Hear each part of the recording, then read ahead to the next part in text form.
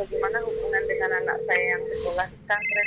Ini mau nanya. Yang ketiga adalah zakat hewan ternak, dan yang keempat adalah zakat pakaian. Bismillahirrahmanirrahim. Assalamualaikum warahmatullahi wabarakatuh.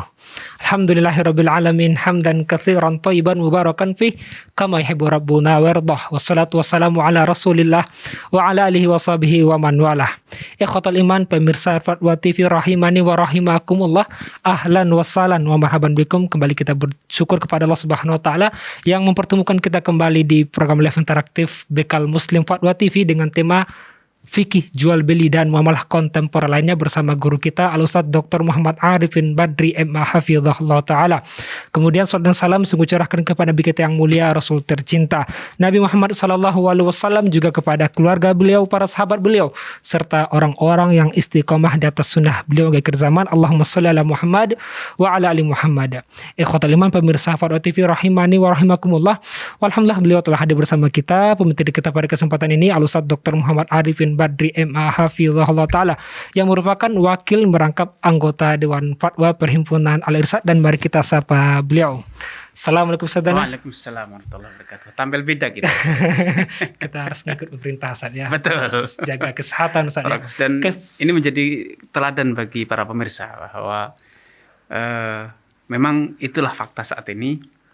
Corona betul-betul sekata orang sih menggila. Kalau kita sih bukan menggunakan kata gila ya. Memang sedang wabah ya. Dan saya termasuk yang mencicipi sedikit dari wabah ini. Alhamdulillah. Sekarang gimana kesehatan Ustaz? Alhamdulillah sehat walafiat. Tapi harus dijalani dengan tenang saja dengan. Ya, betul.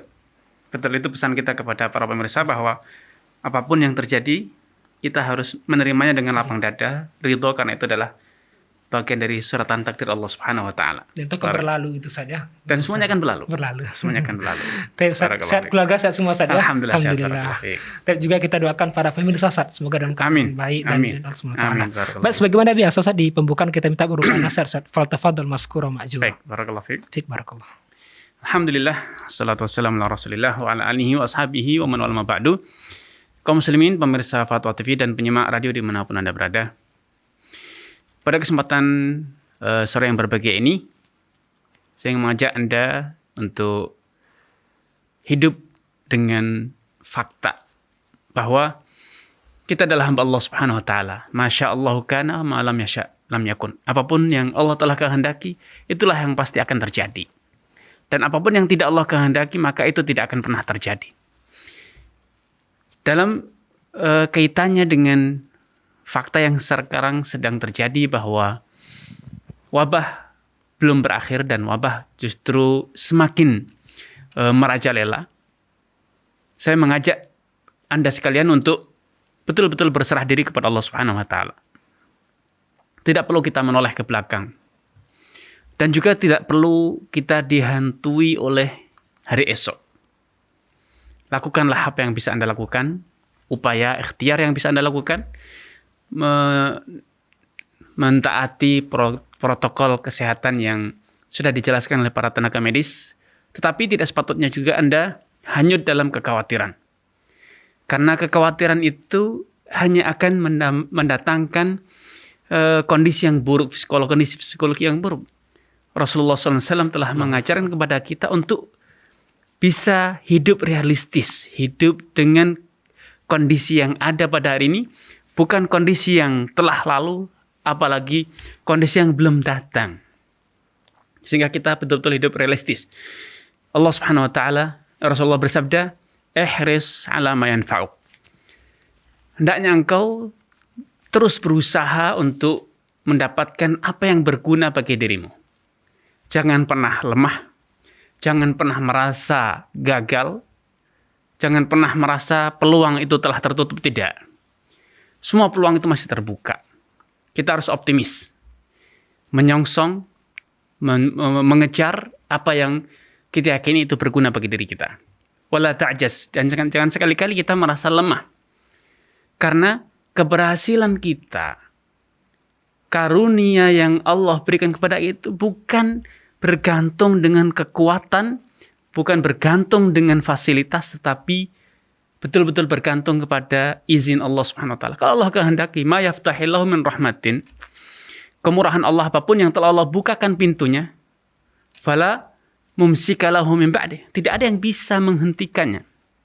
Wa ma yumsik fala mursilahu min ba'di. Dan kerahmatan yang telah Allah tutup pintunya, tidak ada yang kuasa menghentikannya. Ma yaftahillahu min rahmatin fala mumsikalah. Tidak ada yang bisa menghentikan kalau Allah telah kehendaki. Tetapi bila Allah telah kehendaki, pintunya tertutup, tidak ada yang kuasa membukanya. Karenanya berserahlah diri kita kepada Allah. Tetap optimis bahwa hidup kita berada di dalam lingkaran takdir Allah Subhanahu wa taala, kehendak Allah Subhanahu wa taala. Dan kalau sesuatu itu telah terjadi, kegagalan, sakit, kesulitan, maka jangan pernah berkata lau, andai, jikalau, kalau saja saya tidak demikian, itu hanya akan membuka was-was setan. Apapun yang terjadi, sakit, sehat, lapang, sempit, kaya, miskin, itu adalah suratan takdir. Sehingga apapun yang kita alami hari ini, katakan qaddarallah wa ma syaa fa'al. Semua ini terjadi atas takdir Allah. Dan apapun yang telah Allah kehendaki, pasti terjadi. Sehebat apapun kita menerapkan prokes, kalau memang Allah kehendaki kita sakit, maka akan sakit. Tetapi sebaliknya, kalau memang belum takdirnya sakit, apapun yang terjadi, kita tidak akan pernah sakit. Karena hidup manusia betul-betul berada di bawah kuasa Allah SWT. Bukan berarti kita lengah, bukan berarti kita ceroboh. Kita optimis.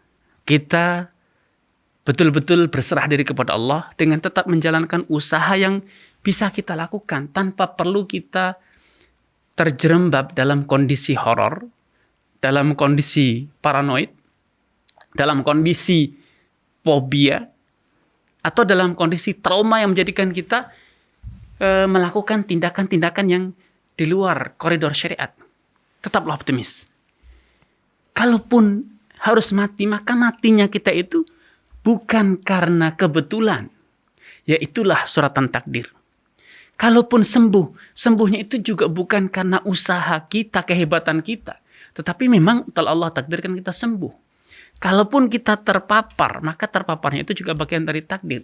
Tetapi semua itu, selama kita masih bisa berusaha, maka kita berusaha. Tetapi percayalah, usaha dan hasil itu betul-betul atas izin Allah Subhanahu wa taala, sehingga tawakal kita, berserah diri kita hanya boleh kita lakukan dan kita serahkan kepada Allah Subhanahu wa taala, sehingga kita dengan demikian kita akan tetap damai. Apapun yang terjadi, kita tetap lapang dada, kita tetap bahagia. Kedamaian hidup kita tidak tersandera dengan wabah, tidak tersandera dengan kondisi yang ada. Kita akan tetap bisa hidup damai, tentram, apapun yang terjadi. Nikmatilah, syukurilah apa yang Allah takdirkan kepada kita. Sakit itu berarti pertanda kita masih hidup. Syukuri. Karena kalau kita sudah tidak bisa sakit, itu berarti kita sudah mati. Orang mati tidak akan pernah sakit. Selalu carilah sudut positif dalam menilai, menyikapi kondisi yang sedang Anda jalani. Wallahu ta'ala. Masya Allah, barakallah fiik, jazakallah khairan atas nasihat yang berharga bagi kita semua, Ustaz. Semoga apa yang saya sampaikan bermanfaat kita semua. Allahumma amin. Para pemirsa Farah TV ikhwatal iman rahimani wa rahimakumullah, kita juga ingin menyampaikan bahwasanya acara live interaktif ini juga dirilis oleh radio yang tergabung di RTVC, Asosiasi Radio Televisi Islam Indonesia, diantaranya Radio Bimbas Yogyakarta, Radio Sahabat Tegal Jawa Tengah, Radio MD FM Probolinggo, Radio Amuba Pangkal Pinang, kemudian Radio Sago FM Sumatera Barat, Radio Gema FM Bontang, Radio Albina AM Bekasi, Radio Tuah FM Riau, kemudian Radio Madinah Caruban, Radio Dai Tengaran, Radio Mas FM Seragan. Kami ucapkan terima kasih wa jazahumullah khairan.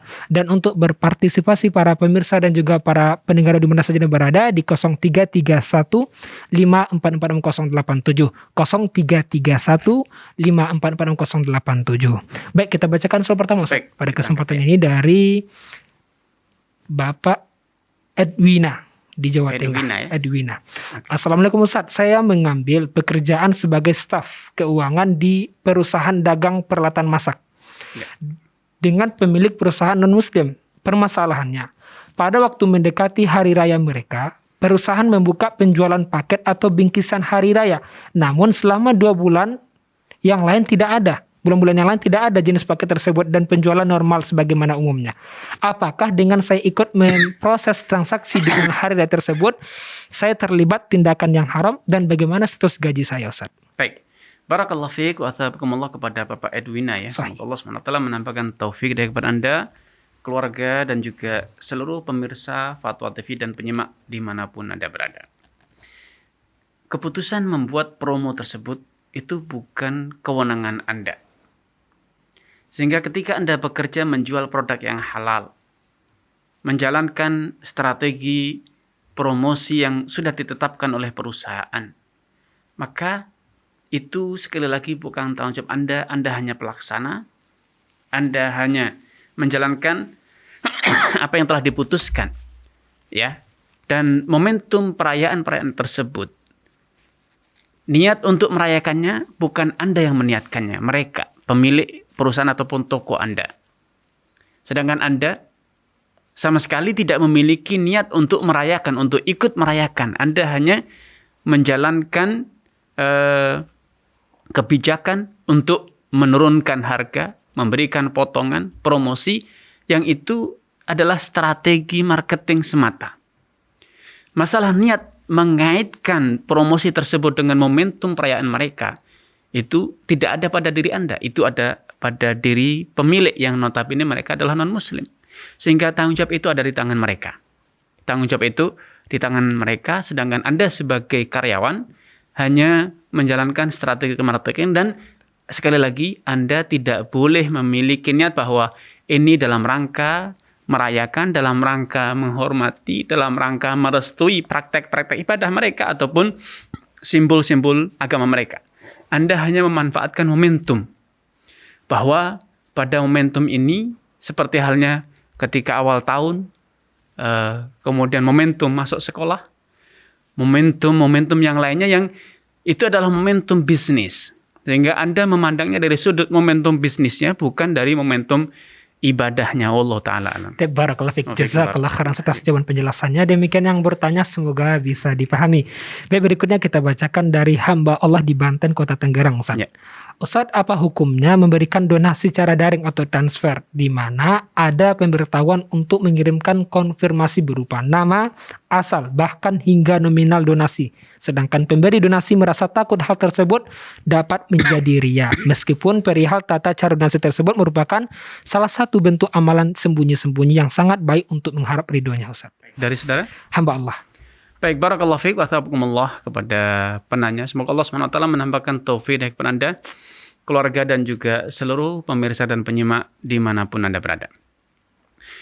Anda tidak berkewajiban ya untuk konfirmasi selama Anda telah berdonasi dengan nominal yang benar, dengan rekening yang benar. Apalagi misalnya Anda menggunakan VA, donasi tersebut melalui virtual account yang rekening itu betul-betul spesial untuk aktivitas donasi tersebut, sehingga dana sampai dan untuk peruntukan yang sesuai telah ditetapkan. Kalaupun tidak ada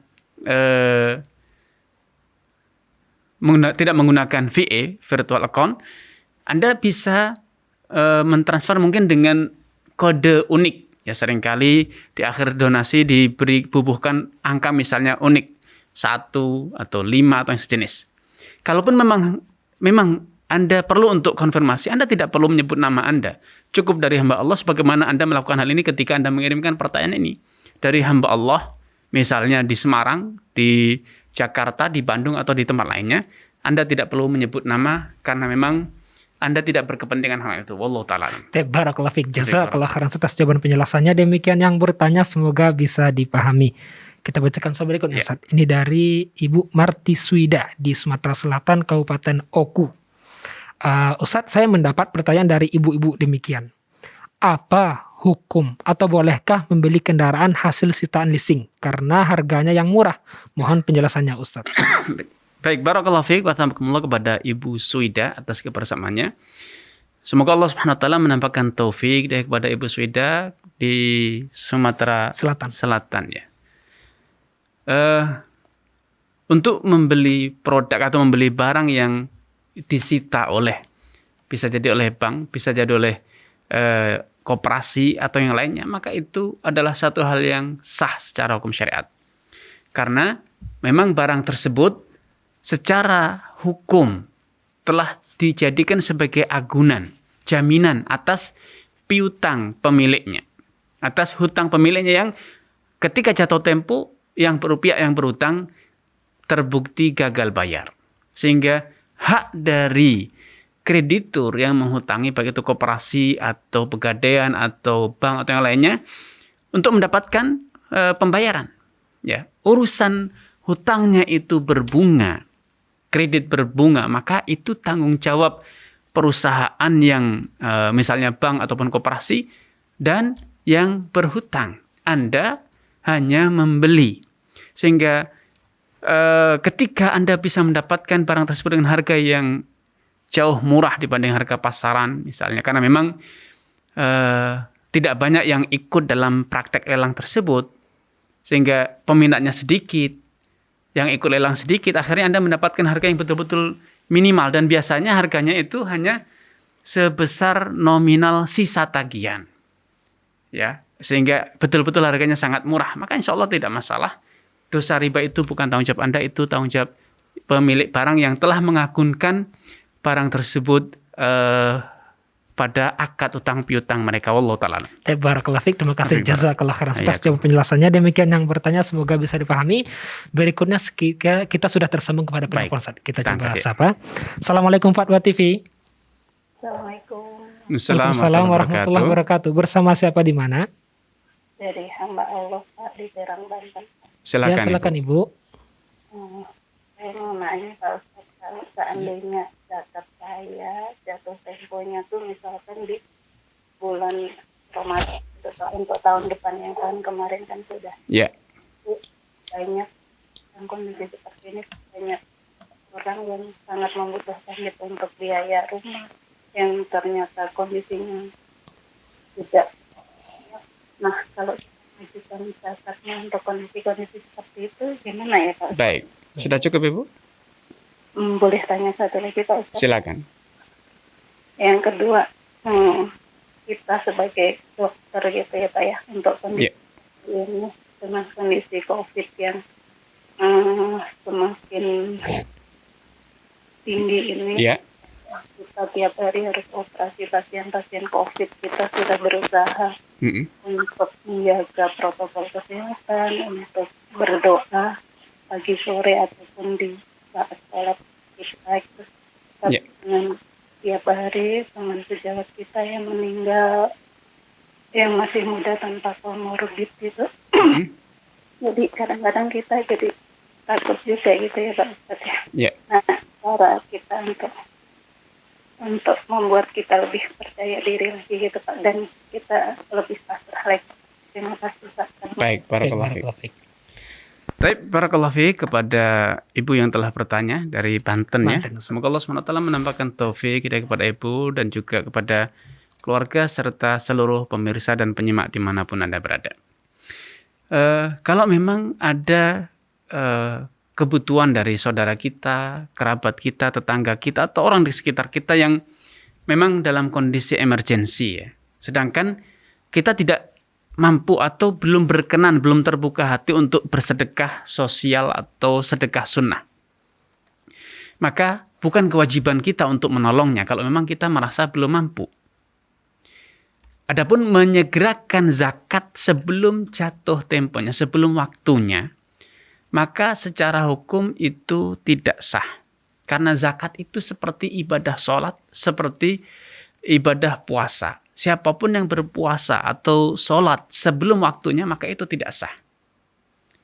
Dan kewenangan untuk menyegerakan zakat itu bukan ada di tangan kita, tapi itu ada di pemerintah. Karena memang tanggung jawab mengumpulkan, menarik zakat itu sejatinya adalah tanggung jawab pemerintah. Sehingga yang berhak menganalisa bahwa kondisi ini relevan untuk kemudian pemerintah menarik zakat sebelum waktunya, itu adalah ada di tangan pemerintah, bukan di tangan perorangan. Namun faktanya sekarang pemerintah tidak melakukan hal itu dan menyerahkannya kepada masyarakat. Sehingga tentu penilaian masyarakat, penilaian lembaga atau yayasan itu penilaian yang bersifat parsial ya, sehingga tentu tidak dapat dipertanggungjawabkan secara mutlak. Yang kedua, kewajiban untuk menolong saudara kita yang sedang kesulitan itu bukan hanya tanggung jawab kita. Karena itu sengaja Allah Subhanahu wa taala tidak menetapkan waktu pembayaran zakat itu seperti halnya waktu berpuasa, waktu sholat yang serempak berlaku pada semua orang. Tetapi zakat dikaitkan dengan kondisi masing-masing yang punya harta, pihak wajib zakat. Sehingga ada orang yang berkewajiban zakat di Ramadan, ada yang berkewajiban zakat di Syawal, ada yang berkewajiban zakat di Dzulqa'dah, ada yang berkewajiban zakat di Rabiul Awal. Kenapa demikian? Karena memang Allah telah mengetahui kebutuhan kaum fuqara masakin. Kasus-kasus orang yang terlilit hutang itu tidak terjadi di satu waktu saja, tetapi itu terjadi sepanjang tahun. Karena itu kesalahan dalam membayar zakat adalah tatkala kita menetapkan Ramadan sebagai waktu membayar zakat, sehingga semua rame-rame membayar zakat di Ramadan. Ini adalah salah. Karena ketika kita menetapkan Ramadan sebagai momentum bayar zakat, bisa jadi kita membayar sebelum waktunya, bisa jadi kita telat membayarnya. Karena jatuhnya tempo membayar zakat itu dihitung sejak pertama kali harta kita mencapai hitungan nisab. Sehingga itu yang akan menjadi acuan, patokan kapan kita membayar zakat. Kalau pertama kali kita memiliki harta mencapai satu nisab itu terjadi di bulan Rabiul Awal, kemudian di Ramadan kita keluarkan zakat, maka berarti kita melakukan zakat belum pada waktunya. Kita keluarkan zakatnya di Rabiul Awal. Salah besar ketika kita menganggap bahwa mengeluarkan zakat di bulan Ramadan lebih utama dibanding Rabiul Awal. Tidak. Waktu mengeluarkan zakat, dan itu adalah syarat sahnya zakat kita, adalah tatkala zakat kita, harta kita yang telah mencapai nisab itu betul-betul telah mencapai satu haul. Rasulullah bersabda, "Laisa fil mali zakatun hatta yahula 'alaihal haul." Tidak ada kewajiban membayar zakat bagi pemilik harta sampai hartanya itu berlalu 1 tahun. Ya. Sehingga kalau memang kanan kiri kita ada kaum fuqara masakin yang membutuhkan, dan kita tergugah untuk menolong, maka solusinya adalah dengan zakat sunnah, sedekah. Kalau memang kita belum terketuk, pintu hati kita belum terbuka, maka bukan kewajiban kita untuk menolong, ya. Kecuali dia adalah orang tua kita, kerabat kita, ya. Kalau memang kita mampu dan memiliki, ya, maka kita wajib untuk menafkahi orang tua kita atau anak cucu kita. Ya. Sehingga Anda jangan merasa bahwa yang berkewajiban zakat hanya Anda. Banyak di kanan kiri kita sebetulnya mereka juga berkewajiban zakat. Nah, ini pentingnya mengedukasi masyarakat tentang tata cara menunaikan zakat yang benar. Bukan sekedar nominalnya, tetapi waktunya juga harus diedukasi sehingga setiap yang memiliki harta itu membayar zakat pada waktu yang tepat. Sehingga fungsi zakat betul-betul sesuai dengan yang Allah inginkan. Ya. Yang kedua, Setelah dokter COVID. baik. Dalam kasus penanganan musibah, baik bencana alam atau wabah penyakit, kita betul-betul harus, ya, selalu mengupdate iman kita tentang takdir. Siapapun yang meninggal, tua, muda, pria, wanita, itu meninggal pada waktunya. Tidak ada yang meninggal sebelum waktunya. Tidak boleh, dan bahkan dosa kita ketika mengatakan melihat anak kecil meninggal, dia mati sebelum waktunya. Belum layak dia mati. Karena kematian itu adalah rahasia ilahi. Wa ma tadri nafsun madza taksibu ghadan wa ma tadri nafsun bi ayyi ardin tamut. Tidak ada satu jiwa pun yang tahu apa yang akan dia dapat di hari esok, apa yang dia lakukan hari esok. Dan tidak ada satu jiwa pun yang tahu di negeri mana dia akan mati. Ya. Sehingga hendaknya kita memang harus selalu mengaitkan dan selalu kembali kepada keimanan kita pada takdir. Baik musibah itu menimpa kita ataupun menimpa orang lain, kita akan berkatakan qaddarallahu wa ma syaa fa'al. Ini adalah takdir. Kalau ada orang meninggal, kita ucapkan inna lillahi wa inna ilaihi raji'un. Kita semuanya adalah kuasanya Allah, miliknya Allah. Dan kita pun cepat atau lambat akan menyusul dan kembali kepada Allah Subhanahu wa taala. Sehingga iman pada takdir itulah referensi kita, itulah pedoman dan pegangan kita dalam menghadapi kondisi-kondisi semacam ini. Wallahu taala.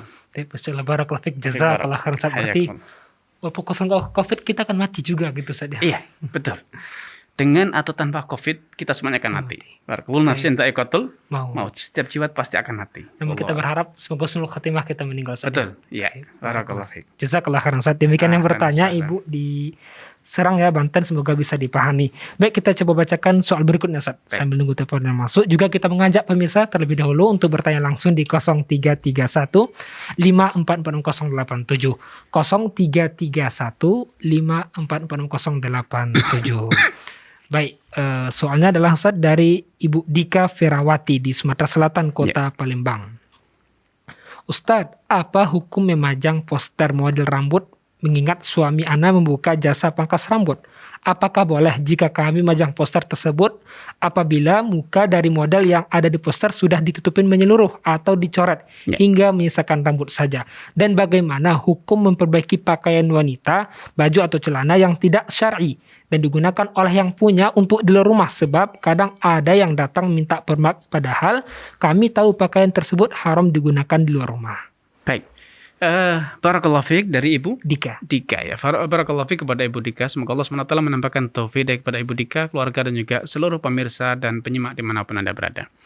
Kalau sekedar memajang model rambut, selama model tersebut model yang halal ya, tidak bertentangan dengan ketentuan dalam mencukur rambut. Karena Islam membuat aturan, ada syariatnya bahwa qaza, mencukur sebagian kepala dan menyisakan yang lainnya itu adalah terlarang.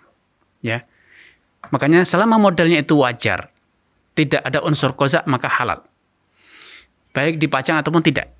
Karena telah dijelaskan wajah dari model tersebut tidak ditampakkan. Kemudian yang kedua, pertanyaan yang kedua, mempermak celana baju.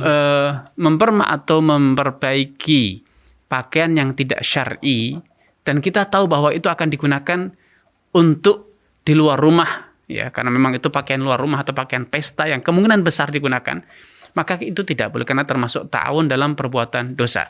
Kita berkewajiban untuk mengingkari kemungkaran, menasihati pelakunya agar tidak menggunakan pakaian tersebut untuk hal yang tidak syar'i. Allah taala. Barakallahu fiik, jazakallah khairan. Atas penjelasannya. Demikian yang bertanya, semoga bisa dipahami. Sekarang sudah terhubung pada penelpon Ustaz. Kita coba sapa. Assalamualaikum Fatwa TV. Assalamualaikum Fatwa TV. Waalaikumsalam warahmatullahi. Ya, dengan siapa di mana? Dengan Umu Bilqis di Palangkaraya. Silakan Umu. Ya, silakan Umu Bilqis. Ini mau bertanya Ustaz, Baik. masalah zakat.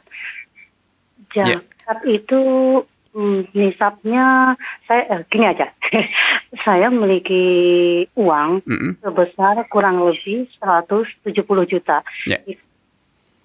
Nisabnya insya Allah udah nyampe di bulan Zulhijjah ini. Haulnya maksudnya. Jadi temponya itu haul ya. Iya. Oke. Kemudian berapa yang harus kami keluarkan untuk zakatnya dan kepada siapa? Gini, karena boleh nggak zakat itu diberikan kepada orang-orang yang tidak sholat tapi sangat miskin. Baik. Sangat miskin. Kalau yang sholat itu, yang bertauhid pada Allah, yang apa, agak susah saya nyarinya. Ya. Iya. Cukup Ibu. Cukup. Baik. Sudah cukup Ibu? Oke. Baik Ibu. Barakallahu fiik wa taqwakumullah kepada Ibu yang bertanya di Palangkaraya. Semoga Allah SWT menambahkan taufik kepada Ibu, keluarga dan juga seluruh pemirsa dan penyimak radio dimanapun Anda berada. Perlu difahami bahwa zakat itu atau zakat mal wajib dikeluarkan bila telah memenuhi 2 kriteria. Pertama, telah mencapai nisab, batas minimal harta yang wajib dizakati. itu disebut dengan nisab, dan yang kedua telah mencapai haulnya. Ya. Haul itu artinya adalah 1 tahun hijriah. Nah, berbicara tentang haul, maka ini berlaku pada semua orang yang memiliki harta berupa emas, perak, ataupun uang. Tidak ada bedanya. Siapapun yang punya harta telah mencapai nisab, maka 1 tahun ke depan, di bulan apapun itu, maka dia telah berkewajiban membayar zakat. Nah, yang dipertanyakan nampaknya Ibu mempertanyakan batasan nisab. Sehingga menanyakan berapakah zakat yang perlu saya keluarkan atau wajib saya keluarkan. Maka perlu difahami bahwa nisab itu hanya perlu diketahui, hanya perlu diakomodir oleh OKB, orang kaya baru.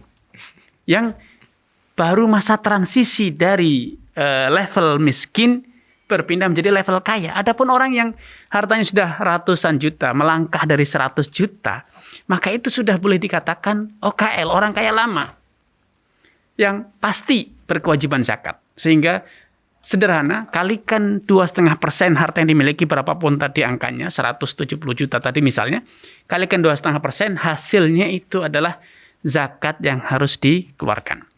Nah, menyalurkan zakat kepada orang yang tidak sholat selama dia beragama Islam, maka boleh. Dan saya sarankan agar ketika menyalurkan zakat, diiringi dengan nasihat, diajak sholat. Ini ada santunan, semoga menjadi bantuan untuk menegakkan ibadah kepada Allah, beribadah kepada Allah Subhanahu Wa Taala dan seterusnya. Sehingga selain kita menyalurkan zakat, kita juga ikut berdakwah kepada dia agar dia menunaikan ibadah kepada Allah Subhanahu wa taala. Wallahu taala. Jazakallah khairan atas jawaban penjelasannya. Demikian Ibu Umu Bilqis yang bertanya, semoga bisa dipahami. Baik, sudah ada lagi penelpon yang menunggu. Baik, kita coba sapa. Assalamualaikum Fatwa TV. Waalaikumsalam warahmatullahi. Ini Umu Arya. Iya. Silakan Umu Arya di Pekanbaru. Sehat Ibu ya? Ya, Alhamdulillah. Barakallahu fiik. Silakan Ibu. Sehat ya. Alhamdulillah sehat Ibu. Alhamdulillah. Ya, ini Ustaz biasa Ya. Ustaz meneruskan pertanyaan member WhatsApp di Rosa. Silakan Ibu. Itu melanjutkan pertanyaan yang kemarin Ustaz, itu tentang zakat. Ya. Zakat kepada kakak yang kurang Mampu. maksudnya lagi depresi yang kemarin. Ya. Beliau dalam keadaan depresi, kemudian kita mau berzakat kepada dia, kan boleh. Terus yang jadi masalah itu Ustaz, berarti kita nggak bisa memberikan uang kepada beliau karena kondisi beliau yang kurang berakal. Berarti kita nitip dengan orang tua karena dia tinggal dengan orang tua. Itu gimana Ustaz? Apa itu kan secara kalau dia itu masih tanggung jawab orang tua gitu. Maksudnya orang tua juga bertanggung jawab terhadap dia gitu. Bagaimana hukumnya? Betul. Baik. Terus yang kedua, apa hukumnya memakai aplikasi transfer slip? Ya. Itu kan beda dengan transfer bank ya Ustaz. Dan itu aja Ustaz. Baik Ibu. Baik. Assalamualaikum. Assalamualaikum. Barakallahu fiik wa tabaarakallah pada Ummu Arya di Pekanbaru. Semoga Allah SWT menampakkan taufik hidayah kepada Ibu, keluarga dan juga seluruh pemirsa dan penyimak dimanapun Anda berada. Menyalurkan zakat kepada kakak, walaupun kemudian pemanfaatan zakat itu nanti akan dikelola oleh orang tua kita atau bisa jadi oleh anak kita, maka itu tidak masalah. Atau bahkan bisa jadi kita sendiri yang akan mengalokasikannya. Kita mengeluarkan zakat untuk memenuhi kebutuhan saudara kita yang mengalami gangguan mental misalnya. Karena dia fakir, itu tidak masalah walaupun bisa jadi yang mengelolanya, membelanjakannya kita. Kenapa? Innamal a'malu binniyat. Sejatinya setiap amalan itu pasti diiringi dengan niat dan maksudnya. Wa innamal likulli imri'in ma nawa. Dan setiap orang itu akan mendapatkan imbalan, konsekuensi hukum sesuai dengan niat yang dia niatkan. Nah, ketika kita sudah mengalokasikan, menyisihkan harta ini untuk kebutuhan saudara yang mengalami gangguan mental tersebut, karena memang dia fakir tentunya, maka tidak masalah walaupun akhirnya yang mengelolanya, yang memanagenya bisa jadi orang tua kita, bisa jadi anak kita, atau bisa jadi bahkan kita sendiri. Seperti halnya ketika Umar bin Khattab radhiyallahu ta'ala anhu berwakaf. Beliau mengelola wakaf tersebut secara langsung dan dibantu oleh putri beliau sendiri Hafsah radhiyallahu taala anha, dan itu tidak masalah ya, dan itu tidak masalah. Kemudian pertanyaan yang kedua tadi, Hukum aplikasi transfer. ya, transfer melalui aplikasi itu adalah jual beli jasa ya. Kita membeli jasa dari pemilik aplikasi atau dari bank, dan itu adalah transaksi yang halal untuk mentransferkan, mengirimkan dana yang kita miliki kepada rekening ataupun orang yang kita tuju. Dan atas jasa ini kemudian kita dipungut misalnya biaya atau administrasi, dan itu insya Allah halal, baik melalui bank ataupun melalui aplikasi. Wallahu ta'ala alam. Barakallahu fiik. Ahlan Jazakallah khairan barakallah. atas jawaban penjelasannya. Demikian yang bertanya, semoga bisa dipahami. Kembali kami ngajak para pemirsa Faro TV, para penyimak radio di masa yang berada untuk bertanya langsung di 0331 544087. 0331 544087. Baik, soal berikutnya yang kita bacakan dari Ibu Tania di Kepulauan Riau ke Kota Tanjung Pinang. Ustadz, bolehkah ana menjual pakaian yang diambil melalui teman, tetapi belum tahu kualitas bahannya? Ya. Baik, barakallahu fiik kepada Ibu Tania ya. Semoga Allah SWT menampakkan taufik hidayah kepada Anda, keluarga, dan juga seluruh pemirsa dan penyimak dimanapun Anda berada. Salah satu prinsip yang mendasar dalam transaksi Islam adalah adanya transparan. Kalau penjual tidak tahu kondisi barangnya, maka ini tidak dibenarkan. Karena berarti Anda menjual barang yang Anda sendiri tidak tahu. Sehingga Anda tidak akan bisa mendeskripsikan, tidak bisa menjelaskan kepada customer. Padahal Rasulullah SAW menyatakan, al-bayyani bil khiyari ma lam yatafarraqa fa in sadaqa wa bayyana. Kedua orang yang bertransaksi itu masing-masing punya hak khiyar, punya kewenangan untuk meneruskan ataupun membatalkan transaksinya selama mereka masih berada dalam satu majelis. Malam yatafarraqa, selama mereka belum berpisah dari majelis transaksi tersebut. Kemudian Nabi menyatakan fa in sadaqa, kalau keduanya berlaku jujur, wa bayyana, dan transparan, menjelaskan barang, mendeskripsikan barangnya secara transparan, maka Allah akan memberkahi transaksinya. Fa in kadzaba wa katama, kalau keduanya berlaku dusta dan katama, ada kesengajaan untuk menyembunyikan kondisi barang, maka muhiqat barakatu bai'ihima, keberkahan transaksi mereka akan dihapuskan. Nah, kalau Anda sendiri tidak tahu sebagai penjual, bisa jadi Anda mengatakan ini barang yang berkualitas.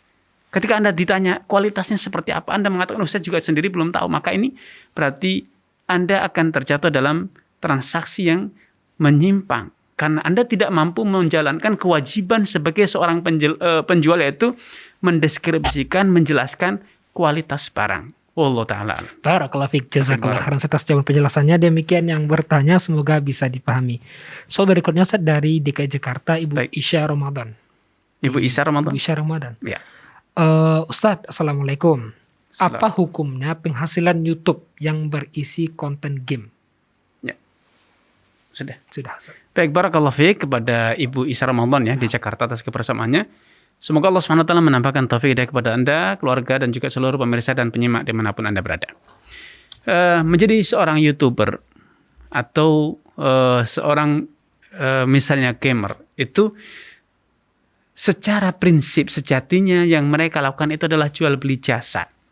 Tetapi faktanya konten-konten yang menjadi iklan yang dilekatkan di akun kita pada konten kita itu seringkali mengiklankan produk yang haram, produk yang mengandung unsur pornografi, porno aksi, atau konten-konten atau produk-produk yang tidak halal untuk dipasarkan, tidak halal untuk diperjualbelikan. Demikian pula halnya game.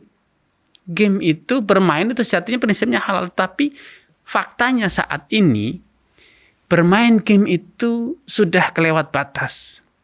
Sehingga anak-anak, apalagi anak-anak muda ya, masa sekolah seringkali pendidikannya berantakan, perilakunya kepada orang tua, kepada orang sekitarnya menjadi kacau, akhlaknya menjadi rusak karena permainan game.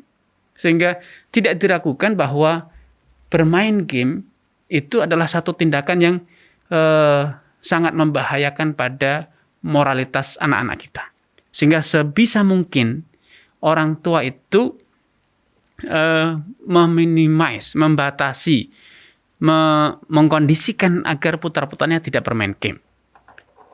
Dan kita sebagai masyarakat, sebagai para penggiat pendidikan, hendaknya orang yang peduli ya dengan masa depan generasi penerus kita, tidak memberdayakan, tidak memanfaatkan game, apalagi mempromosikannya, memperdagangkannya, dan memfasilitasi masyarakat untuk bermain game. Karena ini adalah permainan-permainan yang merusak moralitas, merusak perilaku, dan juga mengancam kesehatan. Betapa banyak kesehatan anak-anak muda sekarang menjadi rusak gara-gara permainan game. Yang postur tubuhnya menjadi bungkuk, matanya rusak, pikirannya, konsentrasinya, mentalitasnya. Bahkan berbagai macam kriminal terinspirasi oleh adegan-adegan yang ada di permainan game.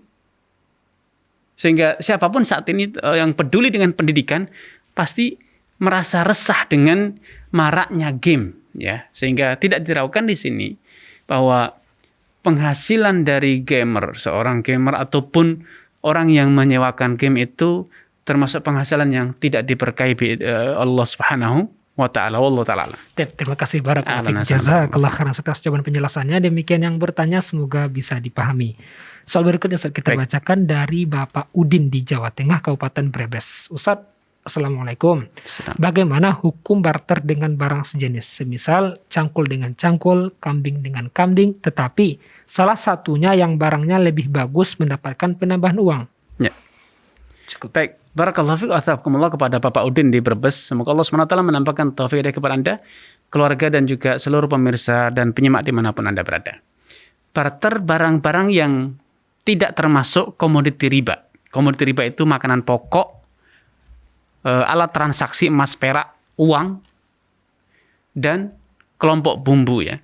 Sehingga selama barter itu tidak terjadi antara alat transaksi dan standar nilai emas, perak, dan yang sejenis, yaitu uang yang ada zaman sekarang, dan juga bukan antara makanan pokok dan bumbu, bukan gabah, bukan beras, bukan jagung, bukan gandum, maka itu boleh dengan skema tukar tambah. Jadi Anda tukar barter motor dengan menambah sekian rupiah, ya, maka itu adalah halal. Sawah dengan sawah, rumah dengan rumah, kemudian ada selisih nilai, maka itu suatu hal yang halal. Wallahu ta'ala a'lam. Barakallahu fiik. Jazakallah khairan atas jawaban dan penjelasannya. Demikian yang bertanya, semoga bisa dipahami.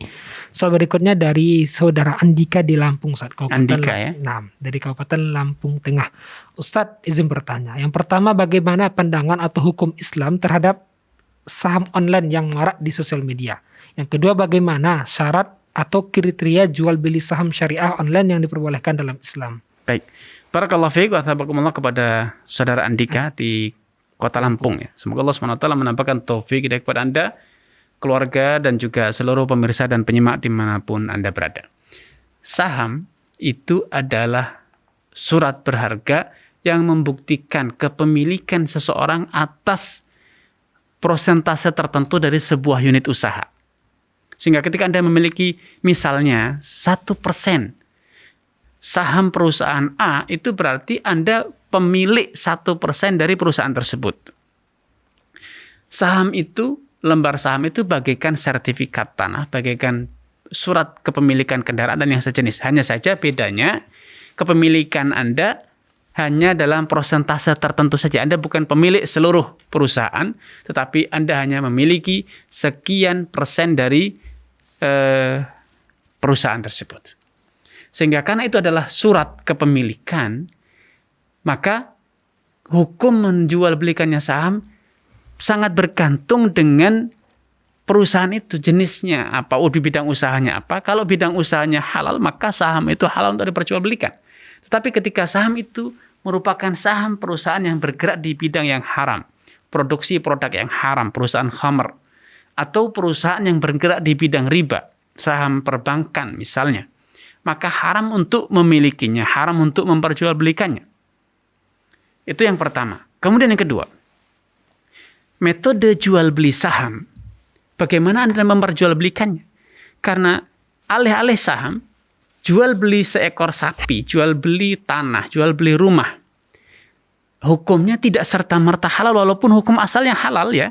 Tetapi ketika tata cara memperjualbelikannya tidak benar, maka jual belinya menjadi haram. Misalnya Anda menjual atau menjual barang yang belum Anda miliki. Para broker saham seringkali mereka menjual saham-saham yang bukan milik mereka. Ya, mereka hanya menjual dengan skema short selling, dijual di pagi hari. Pembeli hanya membayar marginnya saja, ya sekian persen dari nilai barang, nilai saham. Kemudian di sore hari saham tersebut dibeli kembali oleh brokernya. Sehingga dalam transaksi pertama dan kedua di pagi hari ataupun sore hari tidak terjadi serah terima fisik saham dan transaksinya terjadi dengan selain pemilik. Maka ini walaupun jual beli barang biasa, sapi, ayam juga tidak dibenarkan. Ya, karena jual belinya tidak terjadi, itu bukan jual beli real, itu adalah sekedar game, permainan money game ya, permainan uang saja. Dan itu syarat dengan unsur riba, apalagi penjualnya bukan pemilik. Yang kedua, di antara yang perlu diwaspadai dalam jual beli saham adalah ketika jual beli saham tersebut dilakukan dengan cara-cara yang tidak dibenarkan. Karena misalnya Anda berhutang ya, nilai sahamnya 100 juta, Anda bayar dalam jatuh tempo 1 bulan ke depan dengan ada pertambahan bunganya. Ya, nah itu tentu tidak boleh. Walaupun Anda jual beli ayam, jual beli sapi pun juga tidak boleh. Anda beli sapi, pembayarannya ditalangi, kemudian bayarnya bulan depan ada marginnya. Ketika ada telat maka ada dendanya lagi. Ini adalah riba, ya. Sehingga jual beli saham selain ditinjau dari jenis usaha perusahaan tersebut, penerbit saham, juga dilihat dari tata cara bagaimana Anda membeli. Apakah Anda membeli dari pemilik dan setelah pembelian terjadi serah terima barang, ini sahamnya dan ini pembayarannya, atau sekedar saham itu, jual beli saham itu sekedar kamuflase, kedok untuk terjadinya spekulasi dalam utang piutang berbunga. Ya, kalau itu yang terjadi maka tentu haram. Wallahu taala alam. Barakallahu fiik, jazakallahu atas penjelasannya. Demikian yang bertanya, semoga bisa dipahami. Berikutnya saya dari Bapak Al Usman di Kota Tangerang Selatan. Ya. Ustadz izin bertanya. Qadarullah, kami memiliki beberapa saudara kandung dan keponakan yang telah berkeluarga, namun secara ekonomi memerlukan bantuan sebagai kebutuhan secara rutin bulanan. Apakah pemberian bantuan rutin tersebut dapat dikelompokkan sebagai sedekah atau zakat? Terima kasih Ustaz. Baik. Barakallahu fiik wa hafizakumullah kepada Bapak Ali Usman ya. Semoga Allah Subhanahu wa taala menambahkan taufik kepada Anda, keluarga dan juga seluruh pemirsa dan penyimak dimanapun Anda berada. Para ulama telah menjelaskan bahwa yang tidak boleh menerima zakat kita itu adalah saudara jalur nasab ke atas, yaitu orang tua kita, kakek nenek kita, ataupun jalur nasab ke bawah, anak cucu kita. Adapun jalur nasab ke samping, saudara, paman, sepupu, keponakan, maka mereka berhak atau boleh menerima zakat kita dan kita boleh menyalurkan zakat kepada mereka. Sehingga ketika Anda punya kerabat yang itu merupakan jalur nasab ke samping, saudara ataupun keponakan ataupun paman, sepupu, yang mereka statusnya penerima zakat karena miskin, fakir, atau yang sejenis. Kemudian Anda menyalurkan zakat kepada mereka atau sedekah sunnah kepada mereka, maka itu halal, boleh. Kalaupun Anda menyalurkannya misalnya sekali diserahkan, atau Anda manage sesuai dengan kebutuhan per bulan mereka, maka itu insyaallah tidak masalah. Wallahu taala alam. Barakallahu fiik, jazakallahu khairan atas jawaban dan penjelasannya. Demikian yang bertanya, semoga bisa dipahami. Kami kembali mengajak pemirsa sebelum berakhir acara kita ini untuk bertanya langsung di 0331 544087 0331 544087 dan sudah terhubung. Baik, kita coba sapa. Assalamualaikum Fatwa TV. Assalamualaikum Fatwa TV. Assalamualaikum Fatwa TV.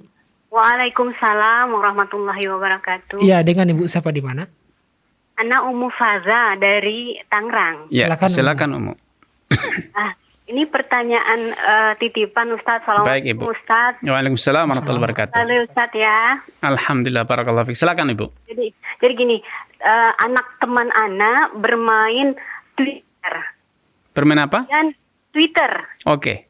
aplikasi Twitter. Ya. Nah kemudian di Twitter itu ada orang-orang yang menawarkan barang. Mm-mm. Nah kemudian dia ikut gitu Ustadz. Ikutnya tuh Ana kurang paham ikutnya seperti apa. Kemudian dia harus nge-share itu barang ke semua pengikutnya. Followernya ya. Nah, kemudian nanti akan keluar pemenang. Mm-mm. Tuh. Nah, pemenang itu nggak tahu ditentukan oleh apa. Yang penting nanti tiba-tiba dia sudah menang. Nah, menang itu mendapatkan uang, Ustadz, dan itu sering sekali mendapatkan uang dan jumlahnya tidak kecil, besar. Dan bisa setiap bulan, bisa setiap minggu gitu. Kadang-kadang 1,8, kadang-kadang 2,3 gitu Ustaz. Nah, apa hukumnya itu Ustaz? Bermain seperti itu. Baik Ibu. Cukup Ibu. Baik, cukup. Ya, baik. Barakallahu fiik wa taqabbalallahu kepada Ummu Faza di Tangerang ya. Semoga Allah SWT menambahkan taufik kepada Ummu, keluarga dan juga seluruh pemirsa dan penyimak dimanapun Anda berada. Sekilas dari yang saya pahami dari pertanyaan Ummu Faza, bahwa yang bermain Twitter tadi sejatinya dia hanya sebatas share produk, share atau yang itu merupakan promosi ya. Ketika followernya banyak, ketika yang merespon share tersebut banyak, bisa jadi dia pemenang. Karena memang kalau prakteknya semacam sekedar share saja berarti ini hanya sekedar endorse ataupun promosi, dan itu adalah jual beli jasa. Dan itu halal. Kecuali kalau untuk bisa share tersebut dipersyaratkan harus bayar sejumlah uang, ya baru bisa share, baru mendapatkan akun, baru bisa mendapatkan akses terhadap produk, maka ini ada potensi terjadinya praktek judi. Tapi selama untuk share itu kita tidak dipersyaratkan membayar sejumlah uang, hanya sebatas share dan kemudian dianalisa dari share yang dilakukan, kemudian ada yang tindak lanjut membelinya, mungkin meresponnya kembali, mere-share, ya, retweet misalnya, maka ini salah satu tindakan yang halal karena itu sebatas promosi dengan catatan produk yang di-share tersebut produk yang halal. Tapi kalau produk yang di-share karena ini merupakan promosi ya, ternyata produk yang haram, maka kita tidak boleh ya men-share, mempromosikan produk yang tidak halal. Wallahu ta'ala a'lam. Barakallahu fiik, jazakallahu khairan. Atas jawaban penjelasannya demikian yang bertanya, semoga bisa dipahami. Baik, kita bacakan soal terakhir Ustaz. Ini dari Ibu Pia di Nusa Tenggara Barat, Kabupaten Lombok Tengah Ustaz. Ustaz, bagaimana hukum kerja di PLN bagian yang mengurus rekening listrik dan transaksi energi listrik pelanggan dan daftar tagihan yang harus dibayarkan per bulannya. Baik. Namun beliau juga ikut mengurus tunggakan bagi peserta yang telat bayar listrik dan menjelaskan jumlah denda yang harus dibayar jika telat bayar, namun hanya pada akhir bulan saja karena kewajiban yang harus dilakukan dan merupakan aturan dari perusahaan pada bidangnya. Sedangkan hari-hari lain hampir 90% pekerjaan suami di PLN pada bagian yang selalu halal Ustaz. Baik, barakallahu fiik wa tabarakallahu pada Ibu Tia ya di Lombok Timur. Tengah Ustaz. Lombok Tengah. Baik. Semoga Allah SWT menampakkan taufik kepada Ibu, keluarga dan juga seluruh pemirsa Fatwa TV dan penyimak dimanapun Anda berada. Suami Ibu tidak pada posisi pengambil kebijakan. Beliau hanya pelaksana ya. Sehingga beliau hanya melayani customer, melayani masyarakat untuk bisa mendapatkan informasi berapa jumlah tagihan yang harus mereka bayar, dan kalaupun ada denda maka itu bukan kebijakan suami Anda, itu adalah sistem yang sudah berjalan. Suami Anda hanya memberikan layanan kepada masyarakat, kepada pengguna, berapa tagihan yang akan dan yang harus mereka bayarkan, dan itu insyaallah pekerjaan yang halal karena suami Anda bukan pengambil kebijakan dalam hal ini. Dengan ataupun tanpa suami Anda, denda itu akan terjadi. Maka itu adalah pekerjaan yang halal biidhnillahi azza wa jalla. Wallahu ta'ala a'lam. Barakallahu fiik, jazakallahu khairan. Atas penjelasannya demikian yang bertanya, semoga bisa dipahami dan masih ada pendapat yang menunggu. Terakhir kita angkat ya. Kita coba sapa. Assalamualaikum warahmatullahi wabarakatuh. Fatwa TV. Waalaikumsalam warahmatullahi wabarakatuh. Dengan siapa di mana? Ibu Linda di Medan. Silakan Ibu. Ya, Ustadz, barakallahu fiik. Barak. Izin bertanya Ustadz. Jadi ada teman yang meminjam uang kepada saya sekitar 2 juta rupiah misalnya ya Ustadz ya. Kemudian itu janjinya 2 minggu, tapi kemudian tidak menepati janji sampailah berbulan-bulan hingga 9 bulan sampai saat ini. Nah, jadi artinya beliau mengatakan saya sedang sangat susah begitu ya Ustadz. Kemudian saya boleh tidak membayarkan melunaskan utang dia itu dengan niat zakat harta zakat mal. Sementara kondisi beliau sebenarnya mungkin mobilnya masih ada gitu ya. Tapi saya tidak terlalu paham bagaimana keadaan dia. Cuman dia memang saya percaya dia memang sedang susah sekali. Apakah saya bisa melunaskan utang dia itu dengan niat zakat mal saya? Baik, barakallahu fiik. Barakallahu fiik kepada Ibu Linda di Medan ya. Semoga Allah SWT menambahkan taufik kepada Ibu Linda, keluarga dan juga seluruh pemirsa dan penyimak dimanapun Anda berada. Allah Subhanahu wa taala berfirman, wa in kana dzu usratin fanadhiratun ila maisarah. Kalau yang berhutang kepadamu itu dalam kondisi kesulitan, maka kewajibanmu adalah menunda tagihan. Ya, menunda tagihan. Rasulullah SAW bahkan memberikan satu janji. Siapapun yang menandhara mu'siran aw 'afa anhu adallahu yaumil qiyamah fi dhillihi yauma la dhilla dhilluh. Siapapun yang menunda tagihan orang yang tidak mampu atau dalam kondisi kesulitan atau bahkan memaafkannya atau memaafkan sebagiannya, maka Allah akan naungi dia kelak di hari kiamat di bawah naungannya. Sehingga ini adalah peluang bagi ibu untuk mendapatkan pahala tersebut. Karena memang bisa jadi ya, dia bisa punya rumah, dia bisa punya kendaraan, tapi belum tentu dia bisa memiliki uang tunai. Uang kendaraan tersebut kalau harus dijual, ya maka bisa jadi dia akan terjatuh dalam masalah baru. Ya, kendaraan tersebut dibutuhkan untuk keluarganya, untuk operasional rumah tangganya, itu bisa jadi ya tentu sangat merepotkan dan membebani dia. Selama ibu masih sanggup untuk menundanya, maka itu akan lebih baik. Tapi ketika ibu sudah tidak lagi sanggup untuk menundanya, ya, maka ibu bisa minta dekonversi utangnya itu dalam bentuk barang. Misalnya, tolong beri saya misalnya sebagian aset kamu yang senilai dengan utang sebagai gantinya. Tapi menghitungnya sebagai zakat, padahal dia dalam kondisi mu'sir, dalam kondisi kesulitan, itu oleh para ulama menyatakan itu tidak boleh. Karena menunda tagihan orang yang kesulitan itu adalah sebuah kewajiban. Mengeluarkan zakat itu adalah sebuah kewajiban. Sehingga dua kewajiban kita ini tidak boleh saling diberadukan, saling dibenturkan ya. Kita wajib menundanya. Dan percayalah dengan kita memberi tangguh kepada orang yang kesulitan, Allah tidak sia-siakan amalan itu. Allah akan ganti kita.